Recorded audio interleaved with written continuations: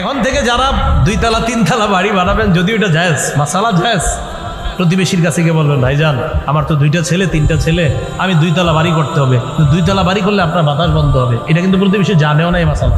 আপনি গিয়ে বললেন, তো প্রতিবেশী বলবে, আরে আপনার বাড়ি আপনি করবেন, আমার কি, করেন আপনি 2 তলা 3 তলা। কিন্তু ভাই একটা সমস্যা আছে। কি? নবীজি বলছে প্রতিবেশীর বাতাসও যেন বন্ধ না করি। আমি বড় বাড়ি করলে আপনার তো বাতাস বন্ধ হবে। ভাই আগে থেকে আপনার কাছে মাপ চাই, আপনি কিন্তু কষ্ট নিয়েন না। উনি খুশি হবে, উনি আপনারে দোয়া দেবে, উনি চোখের পানিও ছেড়ে দিতে পারে। ভাই আপনি বাড়ি বানান, আপনি এই বিষয়টাও খেয়াল রাখছেন, এই জন্য আপনার শুকরিয়া আদায় করতেছে। তাহলে বাতাস বন্ধ করে আপনি প্রতিবেশীকে কষ্ট দিবেন, নবী এটা অনুৎসাহিত করেছেন। ফল নিয়ে ঘরে ঢুকবেন, হাদিসে আসছে তুমি ফল ঘরে ঢুকার সময় ফল নিয়ে এমনভাবে ঢুকবা তোমার ফলটা যেন অন্য প্রতিবেশী না দেখে, প্রতিবেশীর বাচ্চা যেন তোমার ফলগুলা না দেখে। ফল বাসায় নিয়ে যাওয়ার পর তুমি যখন আপেল কেটে কমলার একটা কোয়া, আপেলের একটা খাড়ি কোয়া যখন তোমার বাচ্চাকে দিবা, বাচ্চাদের অভ্যাস ফল নিয়ে দৌড়ে বাইরে চলে যায়। ও যখন বাহিরে গিয়ে কমলা খাবে, আপেল খাবে, অন্যের বাচ্চাটা কমলাটা দেখবে, আপেলটা দেখবে, আব্বাকে গিয়ে বলবে ওর বাবা ফল আনছে তুমি আনো নাই। আল্লাহ রসুল বলেন, আমার কোন উম্মতের বাচ্চাকে তুমি তোমার বাচ্চার ফল দেখায় কষ্ট দিবা, আমি নবী তোমাকে অনুমতি দিচ্ছি না। তাহলে হুজুর কি করব? তুমি এমনভাবে ফল বাসায় নাও যেন কেউ না দেখে, আর যদি তুমি দেখায় নাও আমার প্রতিবেশী উম্মত যারা আছে তাদেরকেও দাও। নবীজি সাল্লাল্লাহু আলাইহি সাল্লাম বলেন, গোস্ত রানলে ঝোল বাড়াও। হুজুর কেন ঝোল বাড়াবো? বা গোস্তের ঘ্রাণে সবারই খাইতে মন চায়। আপনার মন চায় না? আর আমার তো মন চায়, সবারই মন চায়। গোস্তের ঝোল খাইলে কার না মন চায়? তো নবীজি বলেন গোস্তের ঝোলের ঘ্রাণ এটা শুনলে সবারই মন চায় একটু খাইতে। তাহলে ঝোল বাড়াবো কেন হাবিব? তুমি যদি প্রতিবেশীকে গোস্ত দিতে নাও পারো, অন্তত ঝোল পাঠায়া দিবা, যেন ঝোলে ভিজায় ভিজায় রুটি খেতে পারে, ভাত খেতে পারে, যদি গোস্ত দিতে না পারো। আর যদি বলো না প্রতিবেশীকে দিবা না, এমনভাবে গোস্ত ইলিশ মাছ রান্না করতে হবে যেন এটার ঘ্রাণ বাহিরে না যায়। প্রতিবেশীর হক। প্রিয় ভাইরা, আমি কি আপনাদেরকে প্রতিবেশীর কথাটা বুঝাইতে পারছি? হ্যাঁ, এতটাই গুরুত্ব। তো বলছিলাম এই মুহূর্তে বানভাসী যারা আছে তাদের কিছু প্রতিবেশী আছে কোটিপতি ধনী মানুষ, এই মুহূর্তে তাদের সর্বোচ্চ খবর নেওয়া দরকার যে তারা কেমন আছে, ভালো আছে কিনা। আল্লাহ কথাগুলার গুরুত্ব অনুধাবন করার তৌফিক দান করেন। সহিহ মুসলিমের 46 নম্বর হাদিস, এই হাদিসটা আপনাদের সবার সাথে মিলেমিশে অনুবাদটা করব। হাদিসটা আগে বলি। ক্বালা রাসূলুল্লাহি সাল্লাল্লাহু আলাইহি ওয়াসাল্লাম, ওয়াল্লাহি লা ইউমিনু ওয়াল্লাহি লা ইউমিনু ওয়াল্লাহি লা ইউমিনু। রাসূলুল্লাহ সাল্লাল্লাহু আলাইহি সাল্লাম বলেন সবাই, আল্লাহর কসম সে ইমানদার নয়। আল্লাহর কসম সে ইমানদার নয়। আল্লাহর কসম সে ইমানদার নয়। বলেন সবাই, সে কে? সবাই বলেন, সে কে? সাহাবীরাও নবীজিরে প্রশ্ন করছে, হুজুর সে কে? সাহাবীরা বলছে, কিলামান ইয়া রাসূলুল্লাহ, হুজুর সে কে যে ইমানদার না? فقال رسول الله صلى الله عليه وسلم الذي لا يأمن جاره بوائقه, যার অনিষ্টতা থেকে তার প্রতিবেশী নিরাপদ না। নবী বলেন, আল্লাহর কসম সে ইমানদার না। আল্লাহর কসম সে ইমানদার না। আল্লাহর কসম সে ইমানদার না যার অনিষ্টতা থেকে তার প্রতিবেশী নিরাপদ না।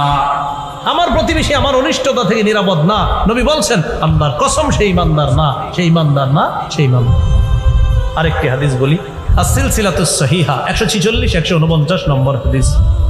قال رسول الله صلى الله عليه وسلم ليس المؤمن الذي يشبع وجاره جائع إلى جنبه।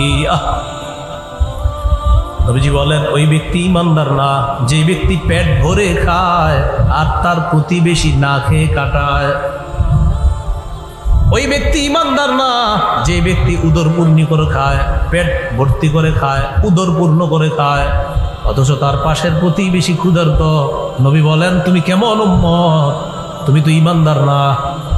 নবীজি বলছেন, আরে তুমি মুমিন? জি হুজুর আমি মুমিন। আচ্ছা তোমার প্রতিবেশী খায় না 2 দিন, খোঁজ নিছো?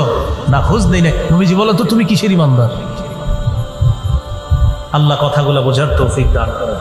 ভাই কথাগুলো মনে থাকবে তো ইনশাআল্লাহ। এগুলো 5 নম্বর খাত। 6 নম্বর কর্জে হাসানা দেওয়া। অনেক ব্যবসায়ী 2-3 দিন 4-5 দিনের মধ্যে একদম সব হারায় ফেলছে। কোটিপতি প্রতিবেশী যারা আছে ব্যবসায়ী তাদেরকে কিছু কর্জে হাসানা দিতে পারে, দিয়ে এই কথা বলা, ভাই তোমার উপরে আস্থা আছে ইনশাল্লাহ, তুমি ব্যবসাটা আবার দাঁড় করাও, যেদিন পারো ইনশাল্লাহ আস্তে আস্তে আমার টাকাগুলো দিয়ে দিবা। এইভাবে কর্জে হাসানা দিয়ে তাদের পাশে কোটিপতি তারা যারা আছে তারা দাঁড়াতে পারে। ইবনে মাজার 2430 নম্বর হাদিস, قال رسول الله صلى الله عليه وسلم ما من مسلم يقرض مسلما قرضا مرتين الا كان كصدقتها مرتان। হাদিসটি বুঝানোর আগে একটু আপনাদের সাথে কথা বলে নেই। সদকা করলে কি আর ফেরত পাওয়া যায় না, কিন্তু ঋণ দিলে ফেরত পাওয়া যায়। তাহলে সদকা ফেরত পাওয়া যায় না, কিন্তু ঋণ ফেরত পাওয়া যায়। রাসূলুল্লাহ সাল্লাল্লাহু আলাইহি সাল্লাম বলেন, কোনো মুসলমান যদি অন্য কোনো মুসলমানকে 2 বার কর্জে হাসানা দেয়, কয়বার? 2 বার কর্জে হাসানা দেয়, কর্জে হাসানা দিলে এটা ফেরত পাওয়া যাবে। নবীজি বলেন 2 বার দেওয়ার কারণে 1 বার সম্পূর্ণ অর্থগুলা সদকা করার সওয়াবও পেয়ে যাবেন। সদকা করেন নাই কিন্তু আপনি কর্জ দিচ্ছেন 2 বার, কিন্তু 2 বার কর্জ দেওয়ার কারণে 1 বার সদকা করার সওয়াব পেয়ে যাবেন। এই গেল 6 নাম্বার খাত। 7, ত্রাণ বিতরণ করা, যেটার নাম বলেছি হাদিয়া বিতরণ বলবো আমরা। ত্রাণ বিতরণ, এটা তাদের পাশে দাঁড়ানো, আলহামদুলিল্লাহ দাঁড়াইতেছে সবাই। সহিহ মুসলিমের 2699 নম্বর হাদিস, قال رسول الله صلى الله عليه وسلم من نفس عن مؤمن كربة من كرب الدنيا نفس الله عنه كربة من كرب يوم القيامة। কোন মুসলমান যদি অন্য কোন মুমিনের একটা দুনিয়াবি পেরেশানি দূর করে, আল্লাহ কিয়ামতের ময়দানে তার কঠিন একটা পেরেশানি দূর করে দিবেন। একটা পেরেশানি দুনিয়াবি দূর করেন, কিয়ামতের ময়দানে কঠিন পেরেশানি আল্লাহ দূর করবেন। আবু দাউদের বর্ণনা 4946 নম্বর হাদিস, قال رسول الله صلى الله عليه وسلم من يسر على معسر يسره الله عليه। কোন ব্যক্তি যদি কঠিন বিপদগ্রস্ত মানুষকে সহজ করে দেয়, তার পাশে দাঁড়ায়। বানভাসী মানুষের মধ্যে এমন এমন মানুষ আছে যাদের কাছে অন্য মানুষ টাকা পায়, কিন্তু এই অবস্থায় ওই লোকটা কোত্থেকে টাকা দিবে বলেন আপনারা? টাকা পাইতো, কিন্তু এই অবস্থা টাকাটা দিবে কোত্থেকে? তো যিনি টাকা পায় তিনি বললেন, যেদিন তুমি পারবা সেদিন টাকাটা দিলেও হবে, এই মুহূর্তে টাকা দেওয়ার প্রয়োজন নাই। নবী বলেন, এই যে তুমি তার জন্য বিষয়টা সহজ করে দিলা, কিয়ামতের ময়দানে কঠিন বিপদ আল্লাহ তোমার জন্য সহজ করে দিবেন। আপনারা শুধু সুবহানাল্লাহ বলেন না, আমলও করেন ইনশাআল্লাহ। বলেন ইনশাআল্লাহ, ইনশাআল্লাহ। তাহলে এইভাবে তাদের মাঝে ত্রাণ সামগ্রী, এটা আমরা হাদিয়া নাম দিয়ে বিতরণ করব ইনশাআল্লাহ।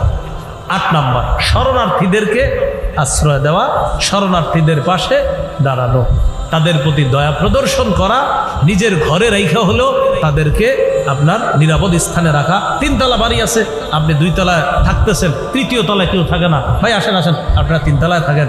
এক প্রবাসী কান্না করতে করতে, দেখেন নাই তার কথাটা, ভাই আমাদের বাড়ি আছে, আপনারা যতজন পারেন ওখানে যান, থাকেন, খাবারের চিন্তা করেন না। উনি বলতেছেন আল্লাহ আমাদেরকে যথেষ্ট দিছে, আপনারা যতদিন থাকবেন খাবার দাবার সবকিছু আমরা ব্যবস্থা করব। এই জাতীয় মানুষগুলো আছে বলে আল্লাহ দুনিয়াটা এখনো রাখছে। এত ভালো মানুষ আছে এখনো, আমাদের বাংলাদেশে এত ভালো মানুষ আছে, আলহামদুলিল্লাহ। আবু দাউদের বর্ণনা 4941 নম্বর হাদিস, قال رسول الله صلى الله عليه وسلم ارحموا من في الارض يرحمكم من في السماء। নবীজি বলেন, তোমরা জমিনবাসীর প্রতি দয়া করো, আসমান ওয়ালা তোমাদের প্রতি দয়া করে। সহিহ বুখারীর বর্ণনা 7273 নম্বর হাদিস, 7273 7273।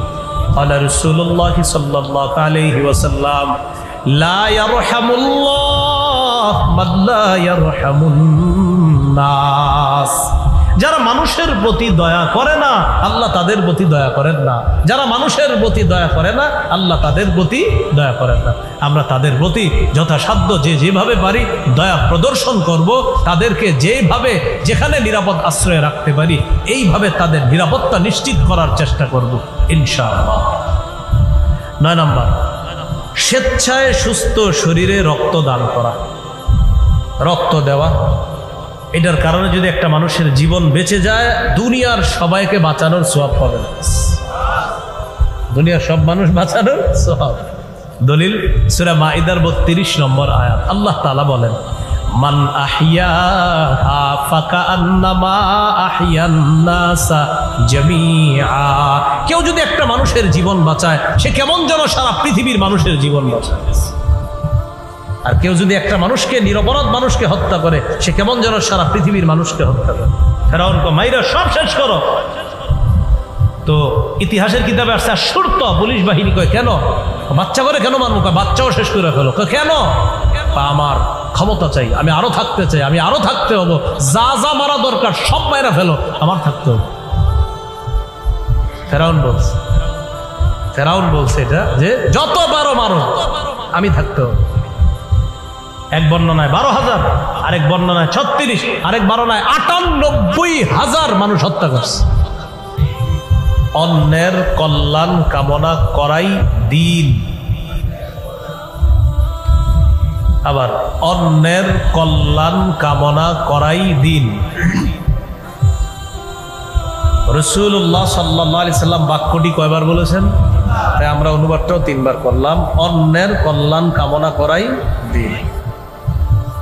সহিহ বুখারীর বর্ণনা 57 নম্বর হাদিস। হাদিসের বর্ণনাকারী সাহাবীর নাম জারীর ইবনে আব্দুল্লাহ রাদিয়াল্লাহু তাআলা। তিনি বলেন, বায়াতু রাসূলুল্লাহ সাল্লাল্লাহু আলাইহি ওয়াসাল্লাম আলা ইকামিস সালাহ ওয়া ইতাইজ যাকাহ ওয়ান নুসহি লিকুল্লি মুসলিম।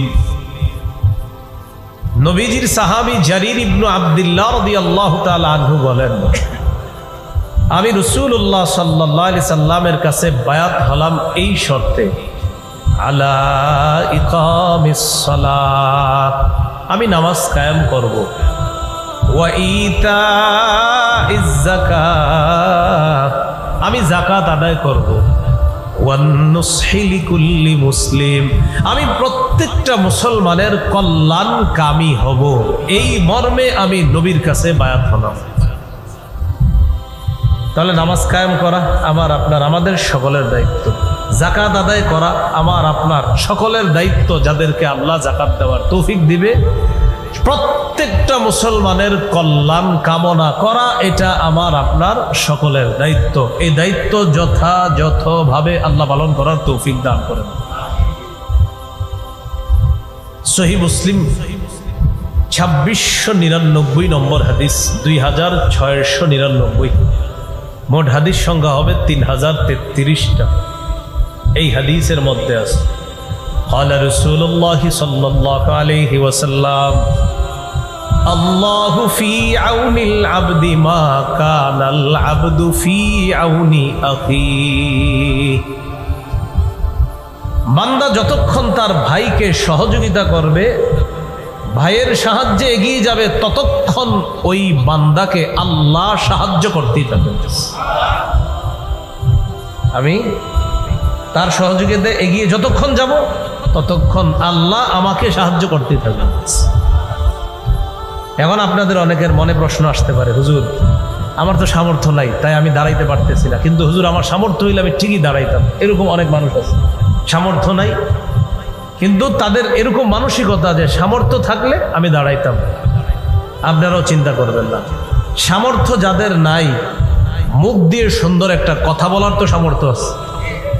যারা সামর্থ্যবান তাদেরকে গিয়ে বলবেন, ভাইজান আমি তো সামর্থ্যের অভাবে ওই বানভাসী মানুষগুলার পাশে তেমনভাবে দাঁড়াইতে পারি নাই, আমি মাত্র 10 টাকা দিছি বা 20 টাকা দিছি, আপনার তো মাশাল্লাহ কোটি কোটি টাকা, আপনিও যদি একটু সুন্দরভাবে তাদের পাশে দাঁড়াইতেন অনেক ভালো হয়। আপনি তাকে শুধু মুখ দিয়ে বললেন, আর আপনি বলার কারণে বাস্তব অর্থে উনি 2-3 লাখ টাকা তাদের সাহায্যে দান করে দিছে।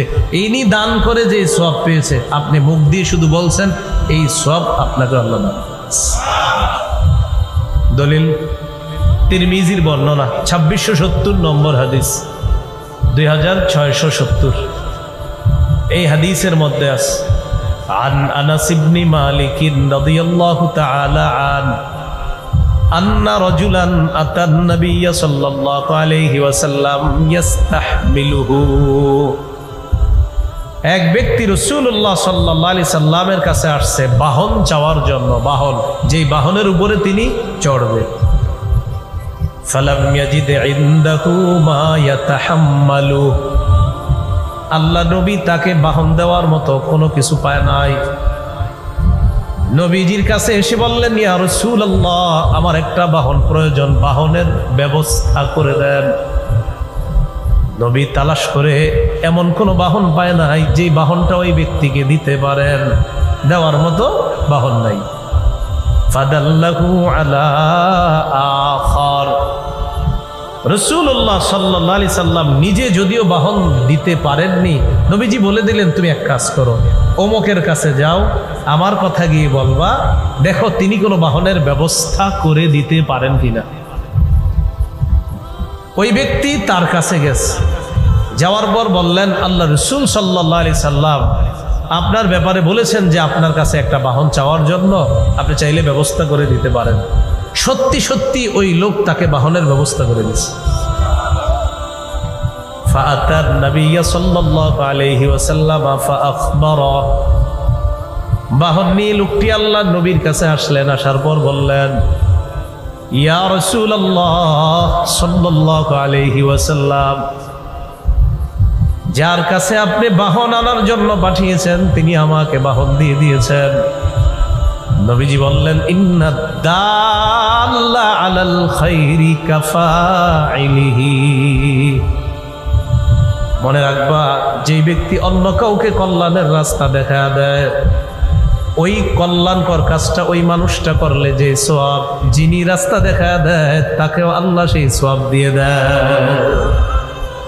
আমি তোমাকে বাহন দেইনি, রাস্তা দেখায় দিছি, ওখানে গেলে পেতে পারো, রাস্তা দেখানোর কারণে আল্লাহ আমাকেও সেই সওয়াব দান। কি শিখলাম? নিজে যদি তেমন ভাবে সহযোগিতা করতে নাও পারি, মুখ দিয়ে অন্তত কাউরে বলতেও পারি, ভাই আমি পারি নাই, তুমি একটু দাও। এই বলার কারণে তিনি যদি সহযোগিতা করেন, আল্লাহ তাকে ওই পরিমাণ সওয়াব দান। এই গেল আজকের আলোচনার ভূমিকা। তাহলে আপনারা একটু কষ্ট করে বলেন তো, আজকের আলোচনার শিরোনামটা কি? মানব সেবা। হ্যাঁ, কি শিরোনাম? মানব সেবা। মানব সেবা সম্পর্কে আমরা ভূমিকা জানলাম। এখন আমরা বিস্তারিত আলোচনায় যাই। প্রথমে সংক্ষেপে 10টি কথা মনে রাখবেন, সংক্ষেপে বলি, এরপরে বিস্তারিত বলতেছি। মানব সেবার অনেকগুলো খাত আছে। আজকে আমি আপনাদের সামনে 10টি খাত নিয়ে আলোচনা করব ইনশাআল্লাহ বিইজনিল্লাহি তাআলা। কয়টি খাত? 10টি। তাহলে আমি 10টি বলি, একদম মন দিয়ে শোনেন। মানব সেবার 1 নম্বর খাত, এতিমকে লালন পালন করা। 2 নম্বর, বিধবা নারীকে সহায়তা প্রদান করা। 3, দুস্থ অসহায় দরিদ্র মানুষের সেবা নিশ্চিত করা। 4 নাম্বার, যারা রোগী তাদের স্বাস্থ্য সেবা নিশ্চিত করা। 5, প্রতিবেশীর খোঁজ খবর রাখা, বিশেষ করে বন্যা কবলিত মানুষ যারা, এখন এই মানুষগুলার তাদের যারা বড়লোক প্রতিবেশী আছে তাদের এখন দায়িত্ব কর্তব্য ওই বন্যায় যারা ক্ষতিগ্রস্ত হলো তাদের প্রতিবেশী হিসাবে খোঁজ খবর নেওয়া। 6 নম্বর, অনেক মানুষ কোটিপতি এই বন্যায় একদম শেষ হয়ে গেছে। সব ফেনীর এক লোকের 8 কোটি টাকার মাছের ঘের শেষ। 8 কোটি, একদম 8 কোটি টাকা একদম শেষ। তো এটা তো খালি উনি বলছে দেখে আমরা জানলাম, আর যারা বলে নাই এমন তো অসংখ্য আছে। তো যারা ধনী আছে তারা তাদেরকে কর্জে হাসানা দিতে পারে, এটা 6 নম্বর খাত, কর্জে হাসানা, ঋণ দেওয়া।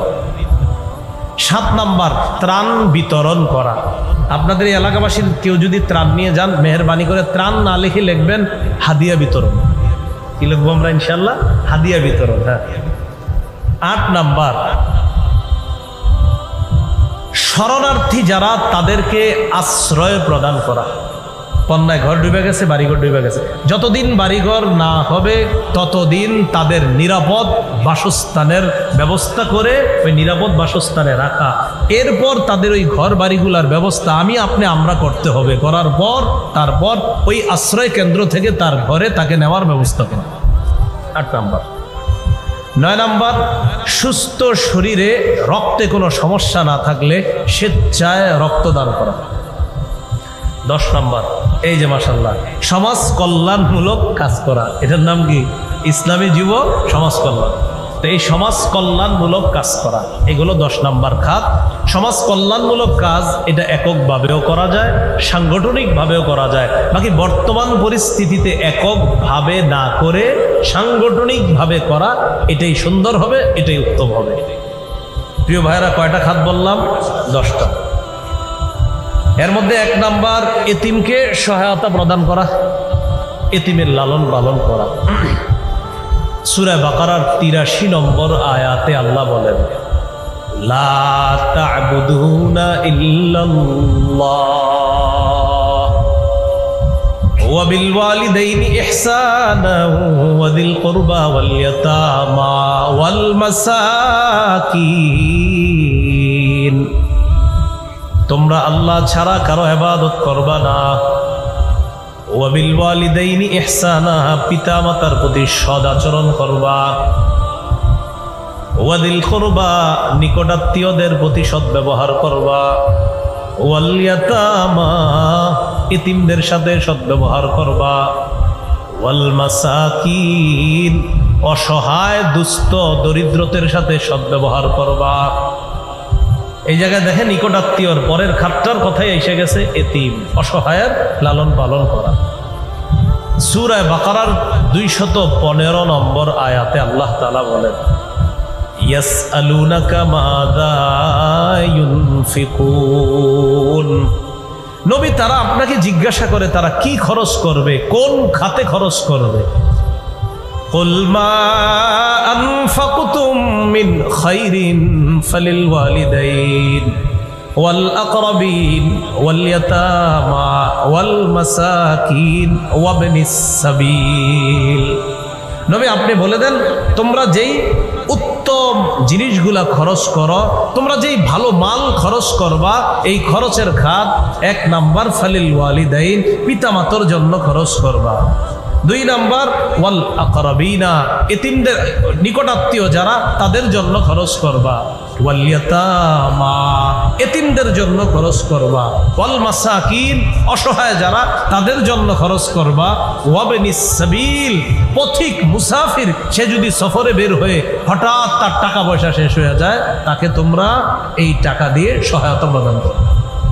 এখানে এতিমের কথা আসেন, তো এই আয়াতেও এতিমের কথা আল্লাহ বললেন। দেখবেন, মা বাবা আত্মীয়, এরপরে আল্লাহ এতিমের কথা বলছে। বিপরীত দিকে বন্যা পরবর্তী সময়ে এমন এমন এতিম পাওয়া গিয়েছে, যাচ্ছে, যাবে। যেই এতিমের মাও হারিয়ে গেছে, বাবাও হারিয়ে গেছে, ভাই বোনও হয়তো মারা গেছে। এই এতিমকে মানুষ লালন পালন করবে, এর মধ্যে কিছু এতিম এমন থাকবে যার বাবা অনেক টাকা পয়সা আছে, ব্যাংক ব্যালেন্স আছে, জমা আছে। এখন স্বাভাবিকভাবেই এই টাকা পয়সার মালিক কে হবে? ওই শিশুটা। তো এলাকার কিছু হুমলা চুমলা নেতা কি করে জানেন? সুযোগের অসৎ ব্যবহার করার জন্য এই এতিমের দায়িত্ব নেয়। কেন নেয়? টার্গেট হলো ভবিষ্যতে ছলে বলে কৌশলে ফুসলিয়ে কিছু হাতায় নিতে হবে। এই ব্যাপারে আল্লাহ কঠিন হুঁশিয়ারি দিছে। সূরা নিসার 10 নম্বর আয়াতে আল্লাহ তাআলা বলেন, ইন্নাল্লাযীনা ইয়াকুলুনা আমওয়ালাল ইয়াতামা যুলমা ইন্নামা ইয়াকুলুনা ফি বুতুনিহিম নারা ওয়া সায়াসলাউনা সাঈরা। আল্লাহ তাআলা বলেন, যারা এতিমের সম্পদ ভক্ষণ করে পেটের মধ্যে ঢুকায়, তারা পেটের মধ্যে আগুন ঢুকায়, তারা পেটের মধ্যে আগুন খায়, 70 তারা জাহান্নামে প্রবেশ করবে, প্রজ্বলিত আগুনে প্রবেশ করবে। নাউযুবিল্লাহ। তাহলে এক অংশ আমি বলি, বাকি অংশ আপনারা বলেন তো। যারা এতিমের সম্পদ পেটে ঢুকায়, তারা পেটে কি ঢুকায়? যারা এতিমের সম্পদ খায়, তারা পেটে কি খায়? আগুন। তো এটা যে শুধু বন্যা কবলিত এতিম এমন না, আশেপাশে এরকম এতিম পাবেন। যে এতিমের পিছনে অনেকে কাজ করে, এতিমের মাথায় হাত বুলায়, হেরে লালন পালন করে, এই নিয়তে কিছু করা যায় কিনা দেখি। এবার আমার এই 2 আঙ্গুলের দিকে তাকান, দেখেন মাঝে একটু ফাঁকা রাখছি, 2 আঙ্গুল হালকা ফাঁকা, দেখছেন সবাই? নবীজি সাল্লাল্লাহু আলাইহি সাল্লাম কি বলে দেখেন, সহিহ বুখারীর বর্ণনা 5304 নম্বর হাদিস। ক্বালা রাসূলুল্লাহি সাল্লাল্লাহু আলাইহি ওয়াসাল্লাম আনা ওয়া কাফিলুল ইয়াতীমি ফিল জান্নাতি হাকাযা ওয়া আশারা বিস সাব্বাবাতি ওয়াল ওয়ুসতা ওয়া ফাররাজা বাইনাহুমা। নবীজি সাল্লাল্লাহু আলাইহি সাল্লাম মধ্যমা এবং তর্জনী আঙ্গুল এইভাবে ইশারা করে মাঝে একটু ফাঁকা করে বললেন, আমি এবং এতিমের অভিভাবক এইভাবে পাশাপাশি জান্নাতে থাকবে। তাহলে এতিমের অভিভাবক আর নবীজি পাশাপাশি জান্নাতে থাকবে। মুসনাদে আহমদ হাদিসের বিশাল বড় একটা কিতাব। এই কিতাবের 1905 নম্বর হাদিস, 1905 নম্বর হাদিস। قال رسول الله صلى الله عليه وسلم من ضم يتيما بين أبوين مسلمين حتى يستغني عنه وجبت له الجنة البتة।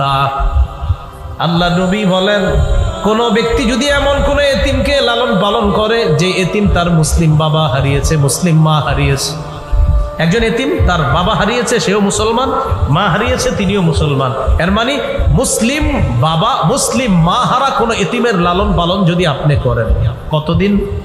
হাত্তা ইয়াস্তাগনিয়া আন, এতিম যতদিন পর্যন্ত চলতে না পারবে, স্বাবলম্বী না হবে, ততদিন পর্যন্ত যদি মুসলমান বাবা মা হারা এতিমকেও লালন পালন করে, নবীজি বলেন ওয়াজাবাত লাহুল জান্নাহ আলবাত্তাতা, তার জন্য অবধারিতভাবে জান্নাত ওয়াজিব হয়ে যায়।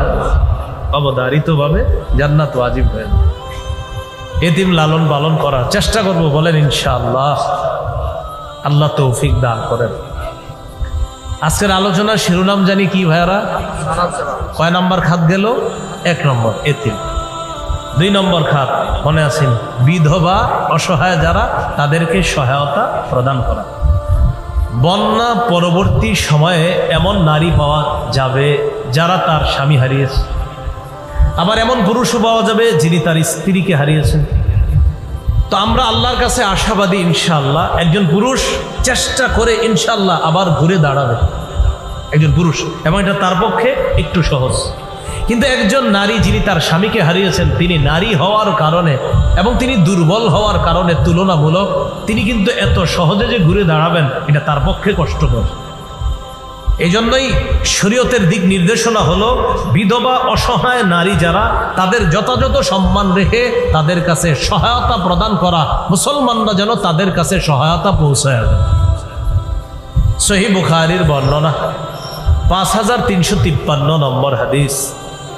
এই হাদিসের মধ্যে আছে ক্বালা রাসূলুল্লাহ সাল্লাল্লাহু আলাইহি ওয়াসাল্লাম আস-সাঈ আলাল আরমিলাতি ওয়াল মিসকিন কাল মুজাহিদি ফি সাবিলিল্লাহ আবিস-সাইমিন নাহার আল কাইমিল লাইল। কোন ব্যক্তি যদি আল্লাহর রাস্তায় জিহাদ করে, জিহাদ করলে যে সওয়াব, সারা রাত নফল নামাজ পড়লে যে সওয়াব, সারা দিন নফল রোজা রাখলে যে সওয়াব। কয়টা সওয়াবের কথা বললাম? 3টা। জিহাদ করলে যে সওয়াব, সারা রাত নফল নামাজ পড়লে যে সওয়াব, সারা দিন নফল রোজা রাখলে যে সওয়াব। কোনো ব্যক্তি যদি বিধবা নারীকে সহায়তা প্রদান করে, তার কাছে সহায়তা পৌঁছায় দেয়, মুজাহিদের যে সওয়াব, সারা রাত নফল আদায়কারীর যে সওয়াব, সারা দিন রোজা রাখার যে সওয়াব, ওই বিধবাকে সহায়তা প্রদানকারীর আমল নামায় এই পরিমাণ সওয়াব আল্লাহ লিপিবদ্ধ করে দেয়। বিধবাকে সহায়তা প্রদান করা জিহাদের সওয়াব, বিধবাকে সহায়তা প্রদান করা সারা রাত তাহাজ্জুদ করার সওয়াব, বিধবাকে সহায়তা প্রদান করা সারাদিন নফল নামাজ পড়ার সওয়াব। আল্লাহ আমাদেরকে কথাগুলোর উপর আমল করার তৌফিক দান করেন। এগুলো 2 নম্বর খাত। মানব সেবার 3য় খাত, দুস্থ অসহায় মানুষগুলার পাশে দাঁড়ানো। আলহামদুলিল্লাহ সুম্মা আলহামদুলিল্লাহ, সবাই একবার আলহামদুলিল্লাহ পড়েন। এরপরে বলতেছি, যে কোনো দুর্যোগে আমরা দেখেছি, ইতিহাস সাক্ষী, সবাই আসে, কিন্তু সর্বপ্রথম ওলামায়ে কেরাম আসে। যে কোনো দুর্যোগে সর্বপ্রথম ওলামায়ে কেরাম এগিয়ে আসে। তবে এইবারের বন্যায় আমার কাছে মনে হলো ওলামায়ে কেরামের পাশাপাশি সারা বাংলাদেশ এক হয়ে গেছে। সারা বাংলাদেশ, আমার কেন জানি মনে হইতেছে এবার এই বন্যাকে কেন্দ্র করে সারা বাংলাদেশকে আল্লাহ এক বানায় দিচ্ছে। এবং কেমন যেন এমন বার্তা দিচ্ছে, ভবিষ্যতে এ দেশ নিয়ে কেউ যদি ষড়যন্ত্র করে, আমরা সারা বাংলাদেশের সবাই এখন এক হয়ে এই ষড়যন্ত্রের মোকাবেলা করব ইনশাআল্লাহ। এই জন্য এই দেশ নিয়ে ষড়যন্ত্র করতে হলে 10 বার ভাবতে হবে। ভবিষ্যতে ষড়যন্ত্র করতে হলে বলে দিবেন, আমরা সবাই মিলে একটা বাংলাদেশ। আপনারা লক্ষ্য করে দেখবেন, আলেমদের পাশাপাশি ছাত্ররা, হিন্দুরা, বৌদ্ধ, খ্রিস্টানরা পর্যন্ত দান করবে। এরকম এক হয়ে গেছে বাংলাদেশ, অতীতে আপনি পাবেন না। এই বাংলাদেশের একতা যদি থাকে, ইনশাআল্লাহ ইনশাআল্লাহ ইনশাআল্লাহ এই একতাবদ্ধ জাতি একদিন বলবে, এদেশে আরো শান্তির জন্য রাষ্ট্রীয়ভাবে ইসলাম চাই। কি চাই? প্রশ্ন হতে পারে কেন?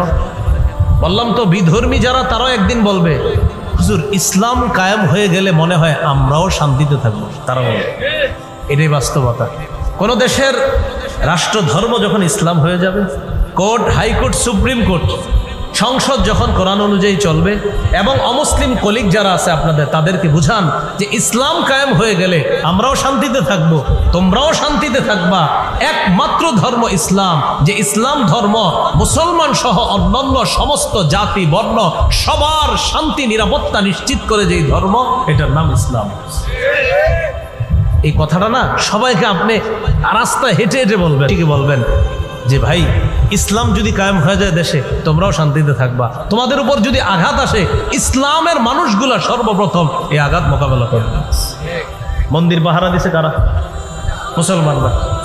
বাস আলেমদের, ঠিক আলেম সহ সবাই বাস বলবেন মুসলমানরা। মন্দির পাহারা দিছে কারা? মুসলমান। তো এই যে মুসলমানরা এই কাজগুলা করছে, এই জন্য এদেরকে বুঝাবেন যে দেখো ইসলাম যদি কায়েম হয়ে যায় সবাই শান্তিতে থাকবে। আল্লাহ কথাগুলা বুঝার তৌফিক দান করেন। তো অসহায় দুস্থ যারা, তাদের সেবা নিশ্চিত করা, অসহায় মানুষদের পাশে দাঁড়ানো মানে জান্নাতের ঘাটি অতিক্রম করা। সুবহানাল্লাহ। সূরা বালাদের 14 থেকে 16 নম্বর আয়াতে আল্লাহ বলে, আও ইতআমুন ফি ইয়াউমিন যী মাসগাবা ইয়াতীমান যা মাকরাবা আও মিসকিনান যা মাতরাবা। আল্লাহ তাআলা বলেন, হাবিব আপনি আপনার উম্মতকে জানায়া দেন, জান্নাতের ঘাটি যদি তারা অতিক্রম করতে চায়, কিছু আমল করা তাদের দরকার।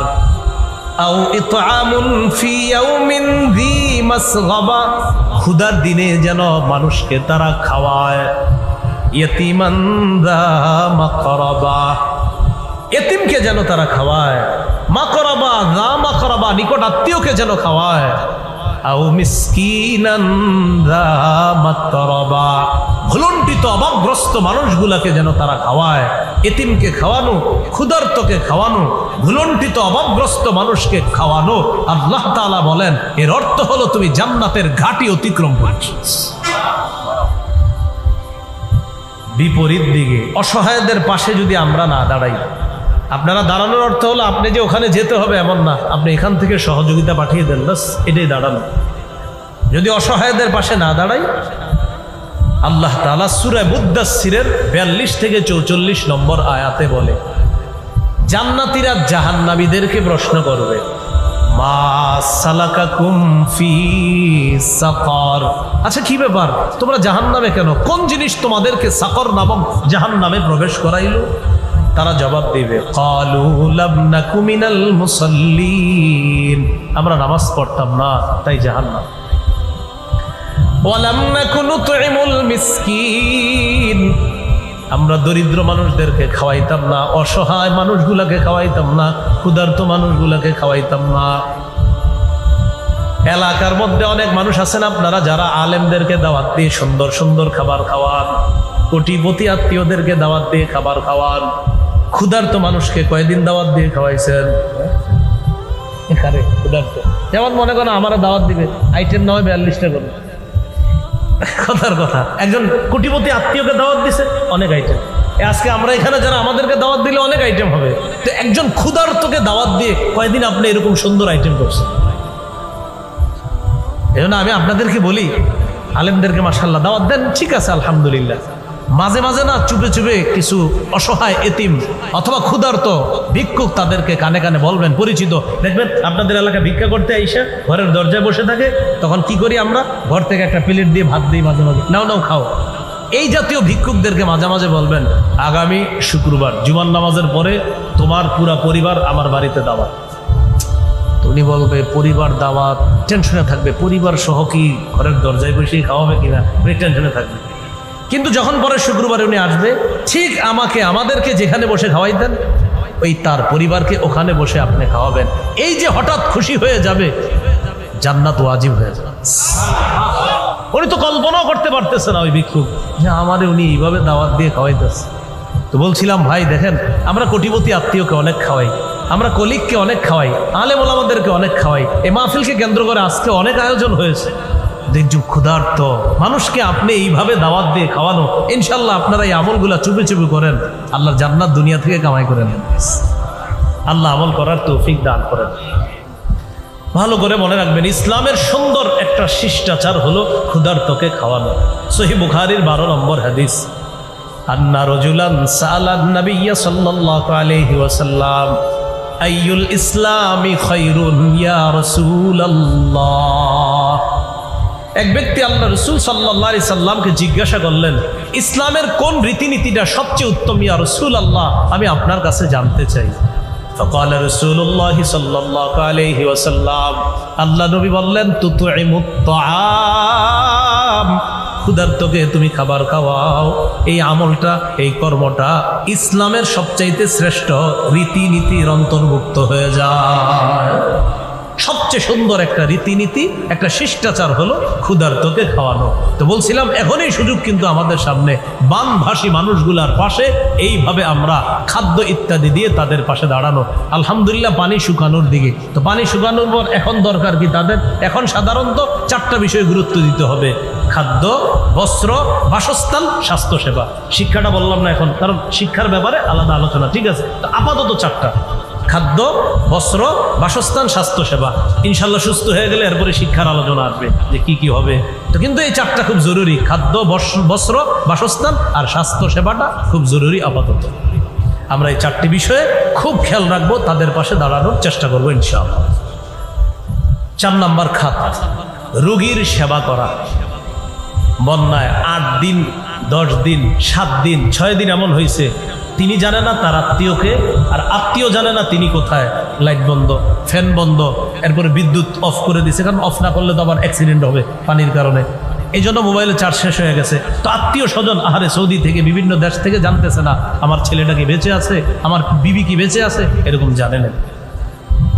তো এই জায়গায় সবচেয়ে একটা গুরুত্বপূর্ণ বিষয় স্বাস্থ্যসেবা। তো বাচ্চাগুলা বিশেষ করে আপনার, ওরা সকালবেলা সুস্থ, বিকালে অসুস্থ হয়ে যায়। তো ওর ব্যাপারটা হলো খুব ক্রিটিক্যাল।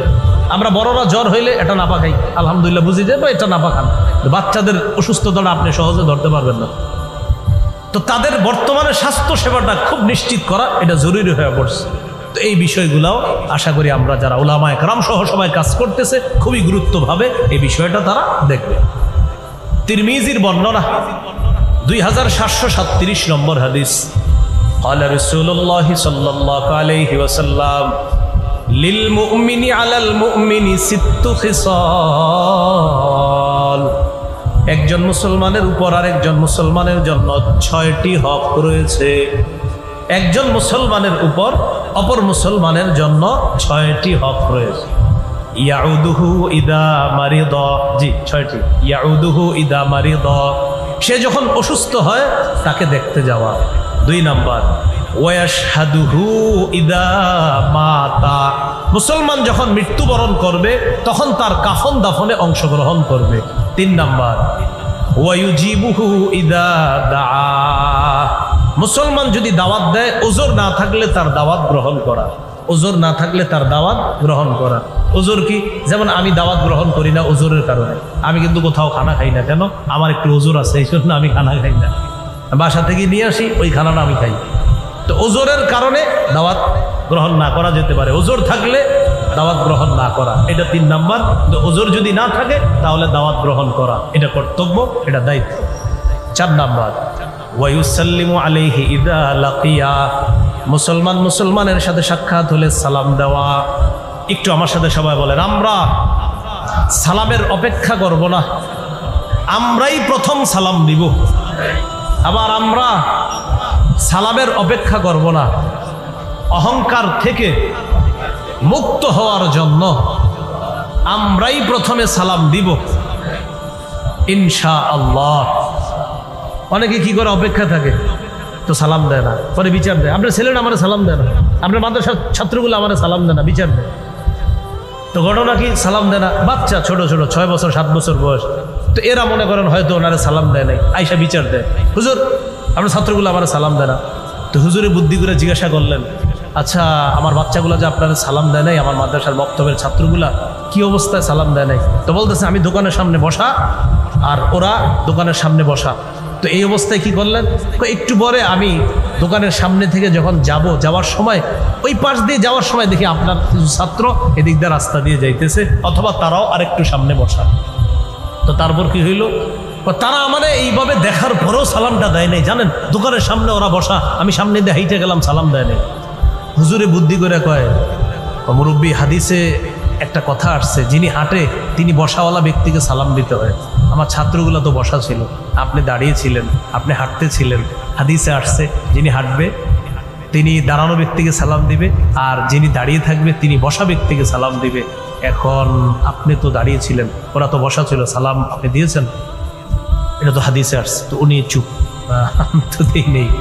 আমি আপনাদেরকে যেটা বলতেছি, আমরা সালামের অপেক্ষা না করি, আমরাই সালাম দিব। প্রিয় ভাইয়েরা, আমি বলি একটা বাচ্চাকে আপনি একদিন সালাম দেন, ও আপনাকে 10 দিন সালাম দেন। তো 4 নাম্বার, ওয়ায়ুসাল্লিমু আলাইহি ইযা লাকিয়া, মুসলমানের সাথে সাক্ষাৎ হলে তাকে সালাম দেওয়া। 5 নম্বর, ওয়ায়ুশাম্মিতুহু ইযা আতাসা, মুসলমান হাঁচি দিবে, দেওয়ার পর মুসলমান বলবে আলহামদুলিল্লাহ, আপনি জবাবে বলবেন ইয়ারহামুকাল্লাহ। 6 নম্বর, ওয়ানসাহু লাহু ইযা গাবা আও শাহিদা, মুসলমান আপনার সামনে থাক অথবা না থাক, সদা সর্বদা মুসলমানের কল্যাণ কামনা করা। একজন মুসলমান আমার সামনে আছে, তাও তার কল্যাণ কামনা করা, তিনি আমার সামনে নাই, তাও তার কল্যাণ কামনা করা। আর যদি এমন হয় চাপান করাই সামনে সামনে, পিছনে গেলে কই মার ওরে, এটা কিন্তু কল্যাণ কামনা হলো না। সামনেও কল্যাণ কামনা করা, পিছনেও কল্যাণ কামনা করা। 6টার মধ্যে 1 নাম্বার কি ছিল, অসুস্থ ব্যক্তিকে দেখতে যাওয়া, তার সেবা শুশ্রূষা করা। এই অধিকারটা আমরা খুব সুন্দরভাবে যেন তাদের এই অধিকারটা আমরা রক্ষা করতে পারি, পালন করতে পারি, আল্লাহ তৌফিক দান। এবার আরেকটি হাদিস শুনেন, সহিহ বুখারীর বর্ণনা, 5373 নম্বর হাদিস। এই হাদিসে 3টি হুকুম করেছে নবীজি সাল্লাল্লাহু আলাইহি সাল্লাম। قال رسول الله صلى الله عليه وسلم أطعموا الجائع وعودوا المريض وفكوا العانية। আল্লাহ নবী বলেন আতইমুল জাইআ, তোমরা ক্ষুধার্তকে খাওয়াও, ওয়াউদুল মারিদা, তোমরা অসুস্থ ব্যক্তিকে দেখতে যাও, ওয়াফুকুল আনিয়া, যারা নিরপরাধ তাদেরকে জেলখানা থেকে ছুটানোর ব্যবস্থা করো। হ্যাঁ, ফুকুল আনিয়া, নিরপরাধকে জেলখানা থেকে ছুটাও। এমনও আসামি পাবেন 15-16 বছর, জিজ্ঞাসা করবেন তুমি কেন জেলে, বলবে আমি জানি না। উনি জানে না কেন উনি জেলে। ফুকুল আনিয়া, নিরপরাধ মানুষকে ছুটাও। হ্যাঁ, নিরপরাধ মানুষকে ছুটাও। আজে বাজে ট্যাগ আর আমাদের দেশে দেওয়া যাবে না। শুধু শুধু কারো ওপর জঙ্গিবাদের ট্যাগ লাগানোর দিন শেষ মুসলমানের বাংলাদেশ। কিছু হলেই জঙ্গি। হ্যাঁ, যারা বাস্তবিক অর্থে কোনো জঙ্গি কাজ করে তাদেরকে জঙ্গি বলেন, কিন্তু কিছু হলে না হলে একটা নিরপরাধ মানুষকে জঙ্গি বলা, এই জাতীয় জঙ্গি বলে ভঙ্গি করার দিন শেষ। এটা মুসলমানের বাংলাদেশ। কিছু হইল না হইল, মনে করেন আপনি কি হয়েছে, অপরাধ কি, টুপি আছে দাঁড়িয়ে আছে, এই জন্য জঙ্গি। মানে বাস্তব অপরাধ যে, সে তাকে অপরাধীকে অপরাধী বলেন। একটা নিরপরাধ মানুষকে আপনি জঙ্গি ট্যাগ লাগাইয়া দিলেন। এজন্য আমরা বলবো যে আজে বাজে এই সমস্ত কথা নিরপরাধ মানুষের উপর আমরা চাপাবো না। প্রিয় এলাকাবাসী, আমি বলে দেই, আপনাদের কোনো এলাকার নিরাপরাধ কোনো মানুষকে যদি কেউ কোনো ধরনের অপরাধের ট্যাগ লাগায়, সবাই মিলেমিশে তার পাশে দাঁড়াবেন। দাঁড়াবো তো ইনশাল্লাহ? ইনশাল্লাহ সবাই মিলেমিশে দাঁড়াতে। কারণ একটা নিরপরাধ মানুষ, তাকে কেন আপনি একটা আন্দাজি অপরাধী শব্দ তার সামনে আপনি লাগাবেন? এই কথাগুলা ঠিক না, এগুলো অন্যায়। আল্লাহ আমাদের সকলকে অন্যায় কথা বলা অথবা অযথা কারো উপরে কোনো ভয়ঙ্কর অপরাধ চাপিয়ে তাকে অপরাধী বানানোর চেষ্টা করা, এই জাতীয় অন্যায় থেকে আল্লাহ আমাদেরকে হেফাজত করেন। তো রাসূলুল্লাহ সাল্লাল্লাহু আলাইহি সাল্লাম হুকুম করেছেন, অসুস্থ ব্যক্তি যারা তাদেরকে দেখতে যাও। একটি হাদিস শোনেন, সহিহ মুসলিমের বর্ণনা, 2569 নম্বর হাদিস। قال رسول الله صلى الله عليه وسلم يقول الله يوم القيامة يا ابن آدم, আল্লাহ তাআলা কিয়ামতের ময়দানে বলবেন, হে আদম সন্তান, মারিতু ফালাম তাউদনি, আমি অসুস্থ হয়েছি তুমি আমাকে দেখতে আসো নাই। আল্লাহ বলবেন, আমি অসুস্থ হয়েছি তুমি আমাকে দেখতে আসো নাই। বান্দা জবাবে বলবে, কাইফা আউদুকা ইয়া রাব্বি ওয়া আনতা রাব্বুল আলামিন, আল্লাহ আপনি তো বিশ্ব জগতের রব, আপনি তো অসুস্থ হন না, আপনাকে কিভাবে দেখতে যাব, আপনার সেবা শুশ্রূষা কিভাবে করব? আল্লাহ তাআলা বলবেন, আমা আলিমতা আন্না আবদি ফুলানান মারিদা ফালাম তাউদহু, তুমি কি জানো না আমার অমুক বান্দা অসুস্থ হয়েছে, তুমি তাকে দেখতে যাও নাই। আমা আলিমতা আন্নাকা লাউ উত্তাহু লাওয়াজাদতানি ইনদা, তুমি কি জানো না আমার ওই বান্দার কাছে যদি তুমি যাইতা, তার সেবা শুশ্রূষা করার জন্য তার পাশে যদি যাইতা, আমি আল্লাহকে তার কাছে তুমি খুঁজে পাইতা। তাহলে অসুস্থ ব্যক্তির কাছে আমরা যদি যাইতাম, আল্লাহ তাআলা বলেন আমাকে সেখানে তোমরা তালাশ করে পাইতা। তো তুমি কেন তারে দেখতে যাও নাই? আপনার খালা অসুস্থ হয়, মামা অসুস্থ হয়, আপনার আত্মীয় অসুস্থ হয়, আপনি যাইতে চান না। এটা তো দূরের অসুস্থতা, আত্মীয় স্বজনের অসুস্থ, তাদেরও খোঁজ খবর আপনি নিচ্ছেন না। ফোন করে একবার জিজ্ঞাসা করেন না কি অবস্থা, যদি 1 কেজি মালটা নিয়ে যাওয়া লাগে, ঠিক না? 1-2 কেজি মালটা নিতে হবে, তো জিজ্ঞাসা করেন না ফোন দিয়ে কি অবস্থা। মালটা নিয়ে গেছেন কয় কেজি মাত্র বলেন, কথার কথা 1 কেজি 2 কেজি, তো যে গেলেন আপনি কি হইল ঘটনাটা, এটা আরেক হাদিস থেকে শোনেন। সহিহ মুসলিমের 2568 নম্বর হাদিস। قال رسول الله صلى الله عليه وسلم من عاد مريضا لم يزل في خرفة الجنة حتى يرجع, নবীজি বলেন কোন ব্যক্তি যদি কোনো অসুস্থ ব্যক্তিকে দেখতে যায়, ফিরে আসার আগ পর্যন্ত সে জান্নাতের ফল বাগানে ফল আহরণ করতে থাকে। এটা কিন্তু মালটা নিয়ে যাওয়া লাগবে না, এমনি যদি দেখতে যান তাও জান্নাতের ফল বাগানে আপনি ঘুরে বেড়াবেন, ফল আহরণ করতে থাকবেন। হাদিস দ্বারা বোঝা যায় অসুস্থ ব্যক্তিকে দেখতে যাওয়া মানে মৃত্যুর পর জান্নাতের এমন বাগানে আল্লাহ আপনাকে ঘুরাবেন, যেই বাগানে আপনি ফল শুধু আহরণ করতে থাকবেন। তাহলে অসুস্থ ব্যক্তি, আমাদের এলাকার আশেপাশেও যারা অসুস্থ হয় তাদেরকে দেখতে যাব তো ইনশাআল্লাহ, তাদের সেবা শুশ্রূষা করা আল্লাহ তৌফিক দান করেন। এগুলো 4 নম্বর। 5 নম্বর খাত, আত্মীয় স্বজনের খোঁজ খবর রাখা, নিকট আত্মীয়র হক আদায় করা, বিশেষ করে প্রতিবেশীর হক আদায় করা। সহিহ বুখারীর 6015 নম্বর হাদিস। আমাদের মুফতি রিজওয়ান রফিকি ভাই মিরাজ সম্পর্কে আলোচনা করছে না, বলেন না কেন? আপনারা তো শ্রোতা কেমন যায়, আমি তো পুরো বলতে পারবো না, আর বয়ান যতক্ষণ শুনছি পুরাটা আমি আপনাদেরকে শোনাইতে পারবো ইনশাআল্লাহ। আমি আয়শাদ ওনার বয়ান শুনছি, ওই জায়গা থেকে শুনছি যেই জায়গায় উনি বলতেছিলেন 1 লক্ষ টাকায় একজন মিরাজ পাবে 50,000, বোন পাবে 25,000, ওখান থেকে আমি পুরোটা শুনছি আলোচনা, ঠিক না? আচ্ছা, তো মিরাজের আলোচনা রিজওয়ান ভাই করতেছিলেন, শুনতেছিলাম। এখন আপনারা বলেন মিরাজ কি প্রতিবেশী পাবে? না, পাবে না।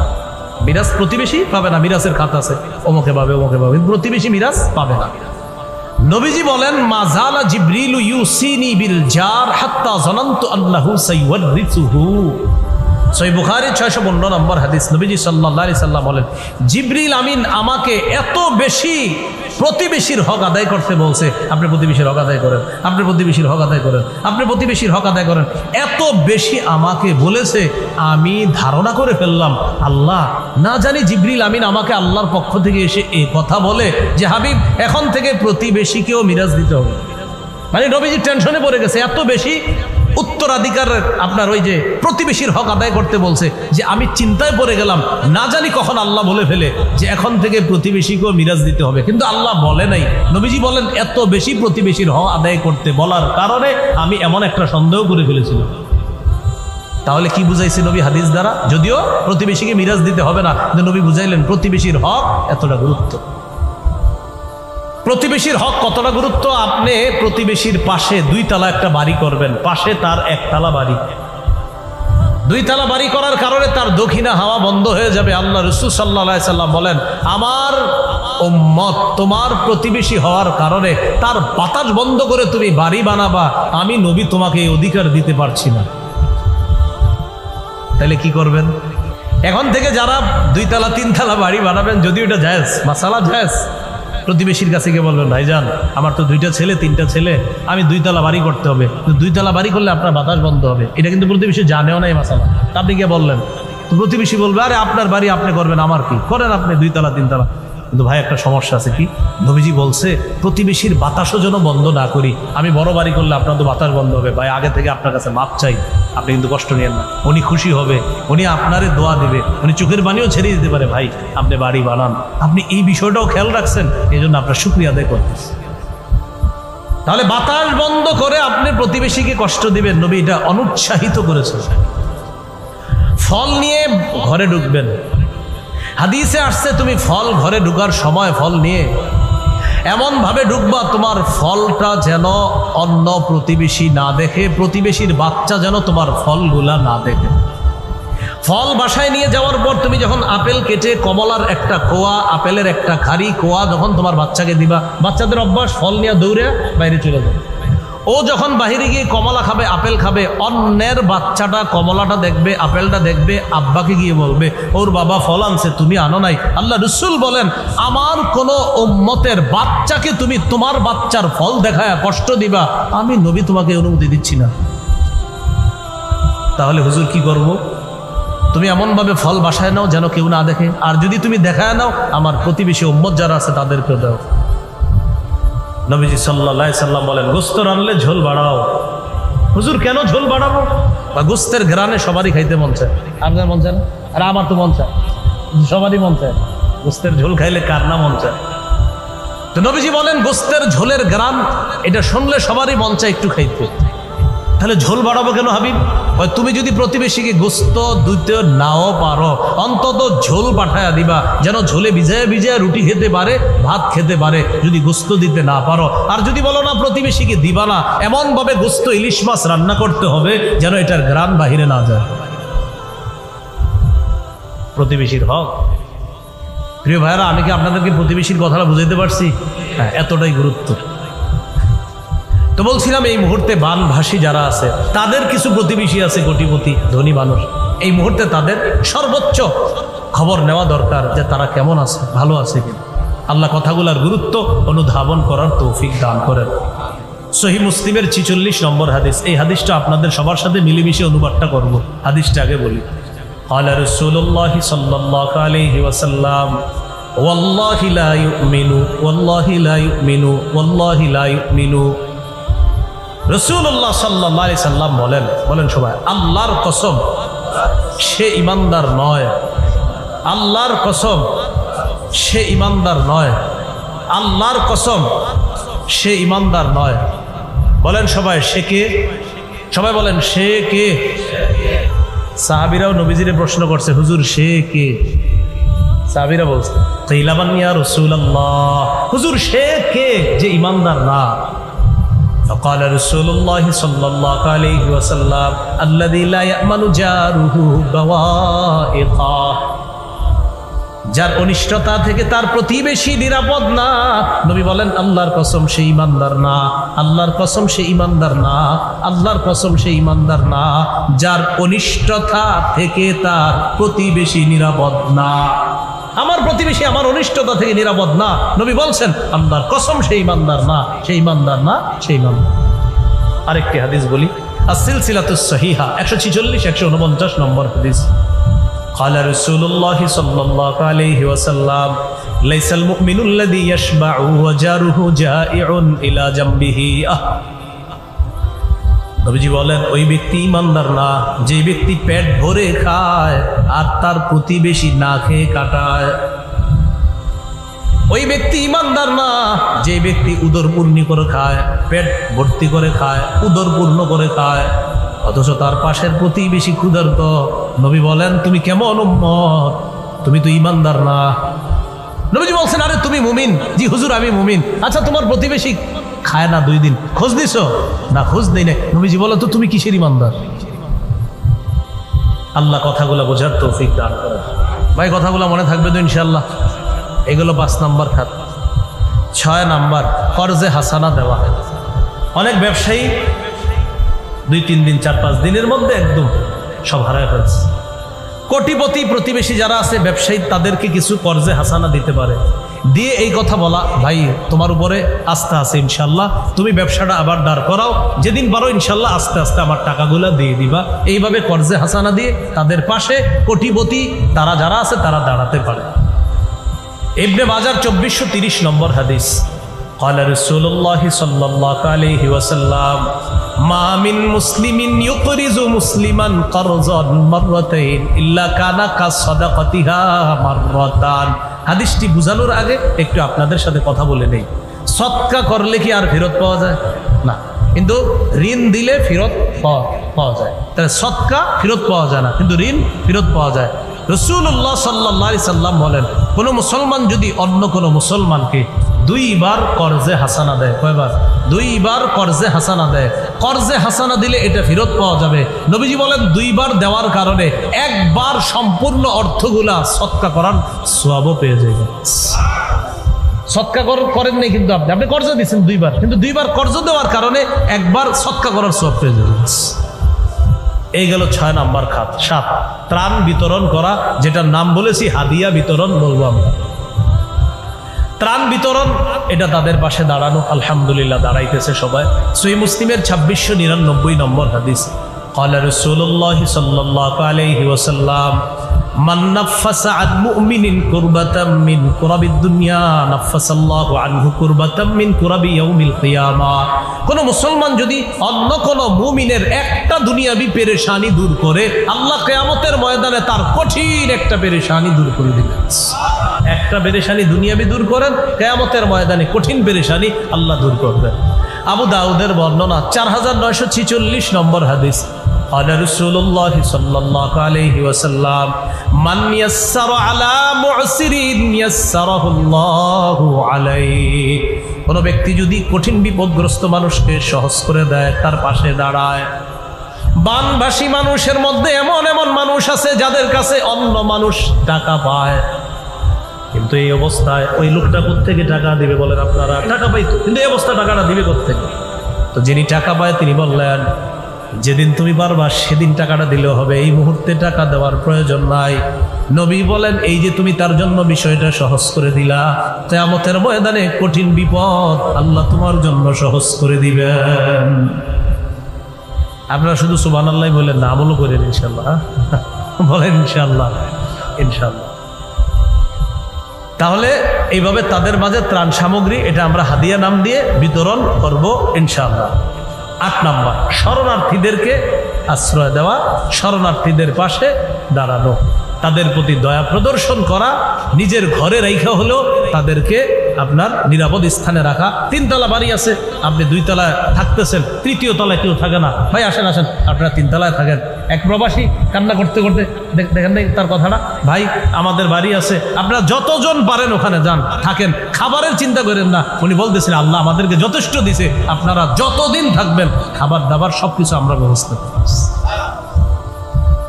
এই জাতীয় মানুষগুলো আছে বলে আল্লাহ দুনিয়াটা এখনো রাখছে।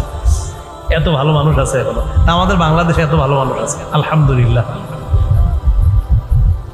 আবু দাউদের বর্ণনা 4941 নম্বর হাদিস। قال رسول الله صلى الله عليه وسلم ارحموا من في الارض يرحمكم من في السماء। নবীজি বলেন তোমরা জমিনবাসীর প্রতি দয়া করো, আসমান ওয়ালা তোমাদের প্রতি দয়া করো। সহিহ বুখারীর বর্ণনা 7273 নম্বর হাদিস। 7273 7273 ক্বালা রাসূলুল্লাহ সাল্লাল্লাহু আলাইহি ওয়াসাল্লাম লা ইয়ারহামুল্লাহ মান লা ইয়ারহামুন নাস। যারা মানুষের প্রতি দয়া করে না আল্লাহ তাদের প্রতি দয়া করেন না, যারা মানুষের প্রতি দয়া করে না আল্লাহ তাদের প্রতি দয়া করেন না। আমরা তাদের প্রতি যথাসাধ্য যেভাবে পারি দয়া প্রদর্শন করব, তাদেরকে যেভাবে যেখানে নিরাপদ আশ্রয়ে রাখতে পারি এইভাবে তাদের নিরাপত্তা নিশ্চিত করার চেষ্টা করব ইনশাআল্লাহ। 9 নম্বর, স্বেচ্ছায় সুস্থ শরীরে রক্ত দান করা। রক্ত দেওয়া, এটার কারণে যদি একটা মানুষের জীবন বেঁচে যায় দুনিয়ার সবাইকে বাঁচানোর সওয়াব পাবে না, দুনিয়ার সব মানুষ বাঁচানোর সওয়াব। দলিল সূরা মাইদার 32 নম্বর আয়াত, আল্লাহ তাআলা বলেন মান আহইয়াহা ফাকান্নামা আহইয়ান নাসা জামিআ। কেউ যদি একটা মানুষের জীবন বাঁচায় সে কেমন যেন সারা পৃথিবীর মানুষের জীবন বাঁচায়। আর কেউ যদি একটা মানুষকে, নিরপরাধ মানুষকে হত্যা করে সে কেমন যেন সারা পৃথিবীর মানুষকে হত্যা করে। ফেরাউন কো মাইরা সব শেষ করো।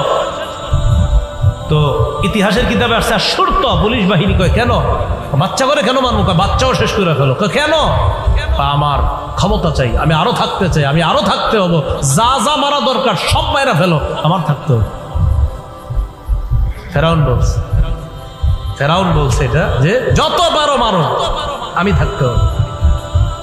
এক বর্ণনায় 12,000, আরেক বর্ণনায় 36, আরেক বর্ণনায় 98,000 মানুষ হত্যা করছে। আমার পাওয়ার চাই, যত পারো মারো। তো এর মধ্যে আপনি শিশুর কথায় আসছে, 12,000 শিশু হত্যা করছে শুধু মুসা নিয়ে আইসা বলে দুনিয়াতে, এই টেনশনে 12,000।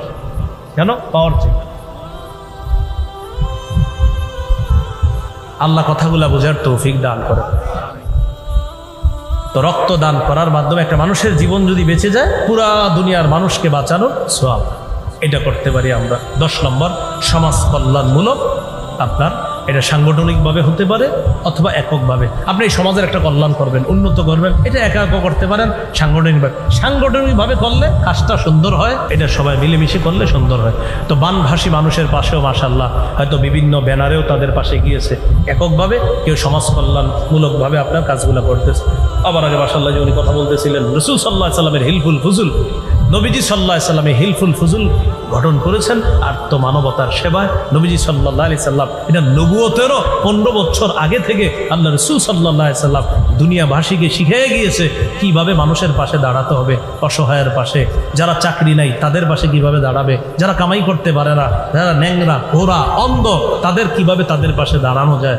রাসূল সাল্লাল্লাহু আলাইহি সাল্লাম এই আদর্শ 25 বছর বয়স থেকেই পৃথিবীবাসীর সামনে স্থাপন করে গিয়েছেন।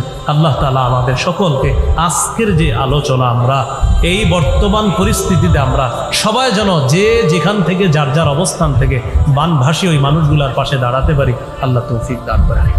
সর্বশেষ, একটা টাকাও যদি দিতে না পারেন 2 রাকাত নামাজ পড়তে পারবেন ইনশাআল্লাহ। 2 রাকাত নফল নামাজ করে দোয়া করা। সর্বশেষ আরেকটা দোয়া চাইবো আপনাদের কাছে। দোয়া করতে তো কষ্ট নেই, কারা কারা করবেন আগে সেটা বলেন ইনশাআল্লাহ। হাত তোলা অবস্থায় আমি বলবো দোয়াটা, আমরা আল্লাহর কাছে দোয়া করব। বলেন, আমরা আল্লাহর কাছে দোয়া করব আল্লাহ যেন আমার, মানে প্রত্যেকে বলেন, আমার মৃত্যুর আগে এদেশে ইসলামী হুকুমত কায়েম করে দেয়। হ্যাঁ বলেন আমিন। সবাই আল্লাহ, আল্লাহ আমার মরার আগে তুমি একটু এদেশে ইসলাম কায়েম হয়ে গেছে, কোরআন অনুযায়ী শাসন ব্যবস্থা চলে, সংসদে কোরআন, হাইকোর্টে কোরআন, সুপ্রিম কোর্টে কোরআন, আল্লাহ এরকম একটা পরিস্থিতি বাংলাদেশে দেখাও আমার মৃত্যুর আগে। এই দোয়াটা প্রত্যেকে করবেন। এই দোয়া আমি বলবো আপনারা প্রত্যেক দিন অতিরিক্ত 2 রাকাত নফল নামাজ করবেন সলাতুল হাজত নামে, যে আল্লাহ প্রয়োজনের নামাজ। তো আল্লাহ তাআলা তো জানবে কিসের প্রয়োজন। আল্লাহ আমার দেশে কোরআনের আইন প্রয়োজন, এই প্রয়োজন আপনার কাছে চাইতেছে। মনে থাকবে তো ইনশাআল্লাহ। আমরা এই দোয়াটা সবাই করবো। আল্লাহ তাআলা আমাদের সকলকে তৌফিক দান করেন। আজকে যে কথাগুলো শুনলাম বললাম আমল করার তৌফিক দান করেন। একটা ঘোষণা, মিম্বরের আমানত যাদের লাগবে আমার সংকলন করা গাড়িতে আছে, ওখান থেকে সংগ্রহ করতে পারেন।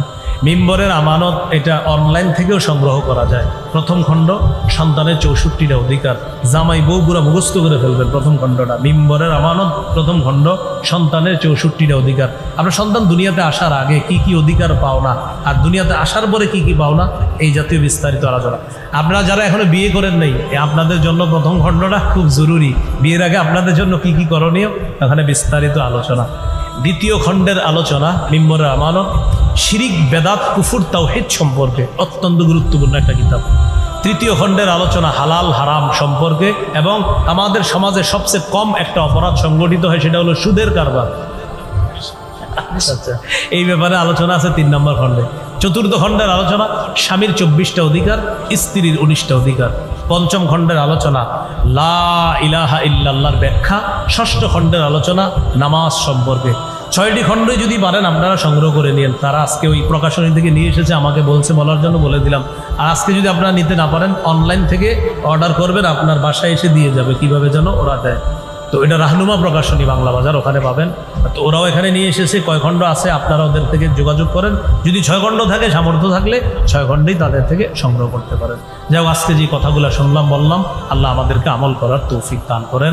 আমিন। ওয়া আখিরু দাওয়ানা আলহামদুলিল্লাহ রাব্বিল আলামিন। এটা আচ্ছা, শাপলা চত্বরের শহীদ বৈষম্য বিরোধী ছাত্র জনতার আন্দোলনের শহীদ ও বন্যা কবলিত বিপর্যস্ত মানবতার জন্য দোয়া ও মহাসম্মেলন 1 সেপ্টেম্বর 2024, মানে আগামীকাল রবিবার বাদ জোহর, কাপাসিয়া বাস স্ট্যান্ড, কাপাসিয়া গাজীপুর। স্থান কাপাসিয়া বাস স্ট্যান্ড, কাপাসিয়া গাজীপুর।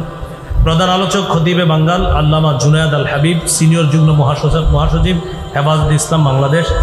বিশেষ আলোচক বৃন্দ মাওলানা আজিজুল হক ইসলামাবাদী, মুফতি মনির হুসাইন কাসিমি, মুফতি লেহাজউদ্দিন ভুইয়া, মুফতি মাহমুদ হাসান গুনবি, মাওলানা ফজলুর রহমান, মুফতি আব্দুল মালেক। সভাপতি করবেন শেখুল হাদিস আল্লামা আব্দুস সবুর কাসিমি, আমির হেফাজতে ইসলাম বাংলাদেশ কাপাসিয়া উপজেলা। আয়োজনে হেফাজতে ইসলাম বাংলাদেশ কাপাসিয়া উপজেলা গাজীপুর। হুজুর, আপনি একটু সুন্দর করে আবার বলেন আপনাদের এই ঘোষণাটা। আলহামদুলিল্লাহ রাব্বিল আলামিন, আল আকিবাতু লিল মুত্তাকিন, ওয়াসসালাতু ওয়াসসালামু আলা সাইয়্যিদিল আমবিয়া ওয়াল মুরসালিন ওয়া আলা আলিহি ওয়া আসহাবিহি আজমাইন। রব্বানা যালামনা আনফুসানা ওয়া ইল্লাম তাগফির লানা ওয়া তারহামনা লানাকুনান্না মিনাল খাসিরিন। রব্বিরহামহুমা কামা রাব্বায়ানি সগীরা, রব্বিরহামহুমা কামা রাব্বায়ানি সগীরা। আল্লাহ মেহেরবানি করে আমাদের এই দেশের মানুষকে সকল ধরনের বিপদ আপদ ষড়যন্ত্র থেকে হেফাজত করেন। আল্লাহ আসমানি রহমত নাজিল করেন, আসমানি বরকত নাজিল করেন।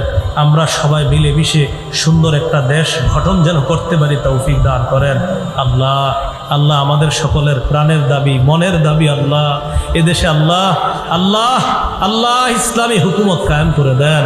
আল্লাহ কোরআনের আইন চালু করে দেন। আল্লাহ আল্লাহ অন্যান্য মানুষ সম্প্রদায়ের যারা আছে তাদেরকে যেন এই কথা আমরা বুঝাতে পারি যে ইসলাম কায়েম হয়ে গেলে তারাও শান্তিতে থাকবে, নির্বিঘ্নে থাকবে। এই কথাগুলো যেন আমরা সুন্দরভাবে তাদেরকে বুঝাতে সক্ষম হই। আল্লাহ তৌফিক দান করেন। আল্লাহ আমাদের দোয়া আপনি কবুল করেন। আমাদের মধ্যে যারা অসুস্থ সুস্থ বানায়া দেন, যারা ঋণী ঋণ পরিশোধের ব্যবস্থা করে দেন। আল্লাহ যারা অভাবী অভাব দূর করে দেন। ইসলাম তাওহীদ হেদায়েতের উপর অবিচল থাকার তৌফিক দান করেন। আল্লাহ মরণ পর্যন্ত ঈমানের উপর অটল থেকে মুসলিম পরিচয় যেন মরতে পারি তৌফিক দান করেন। আল্লাহ আপনার কাছে বিশেষ আবদার, আজকে আমি এখানে যাদের সামনে বসলাম, যারা আমার সামনে বসেছে মাওলা, সবার সাথে আবার জান্নাতে দেখা করায়া দিয়েন। এই আরজিটা আপনি কবুল করে নেন মাওলা। আমার আগে যারা আলোচনা করেছে নিঃসন্দেহে তারা আমার চেয়ে দামি কথা বলেছে মাওলা। তাদের এই ভালো কথাগুলোর সাথে আমার কথাগুলো আপনি কবুল করে নেন। আল্লাহ আল্লাহ আমাদেরকে মাফ করে দেন।